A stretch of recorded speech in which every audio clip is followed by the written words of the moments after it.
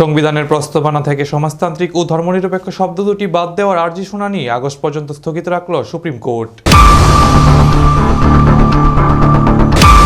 সুব্রহ্মণ্য স্বামীর পেশ করা এই আর্জি স্থগিত রাখার আগে আজ বিচারপতি সঞ্জীব খান্না বলেন, ধর্মনিরপেক্ষ শব্দটি যে সংবিধানের মূল কাঠামোর অন্তর্গত তা একাধিক রায়ে আগেই জানিয়েছেন সুপ্রিম কোর্ট। সমাজতান্ত্রিক শব্দের সম্ভবত আমরা নিজস্ব সংজ্ঞা তৈরি করেছি, শব্দের অবিধানিক অর্থ মেনে আমরা চলছি না। 1976 সালের 42তম সংশোধনীর মাধ্যমে সংবিধানে ধর্মনিরপেক্ষ ও সমাজতান্ত্রিক শব্দ দুটি যোগ করে ইন্দিরা গান্ধী সরকার, কিন্তু সংবিধান গ্রহণের তারিখ একই ছিল। এই প্রক্রিয়া সঠিক কিনা তা কেবল আইন চর্চার দৃষ্টিভঙ্গি থেকে ভেবে দেখতে এই মামলার সঙ্গে যুক্ত আইনজীবীদের বলছে সুপ্রিম কোর্ট।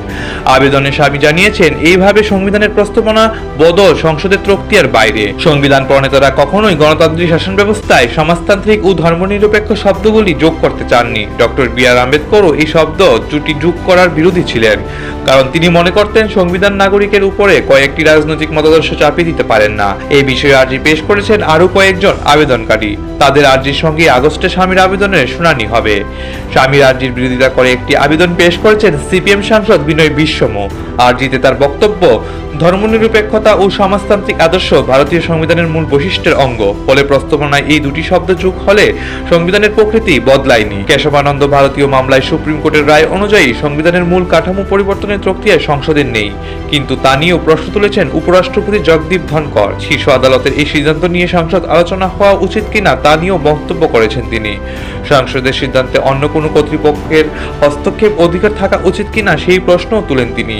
জবাবে কংগ্রেস নেতা আইনজীবী পি চিদম্বর বলেন, ধনকরের বক্তব্য ঠিক নয়, সংসদ নয়, সংবিধানই সর্বোচ্চ। সংখ্যাগরিষ্ঠ সরকার যাতে সংবিধানের মূল নীতি বদলাতে না পারে সেজন্যই মূল কাঠামোর নীতি তৈরি হয়েছে। বিরোধীদের দাবি, নানা পথে সরকার সংবিধান বদলাতে চাইছে। Bureau report, Asian Times.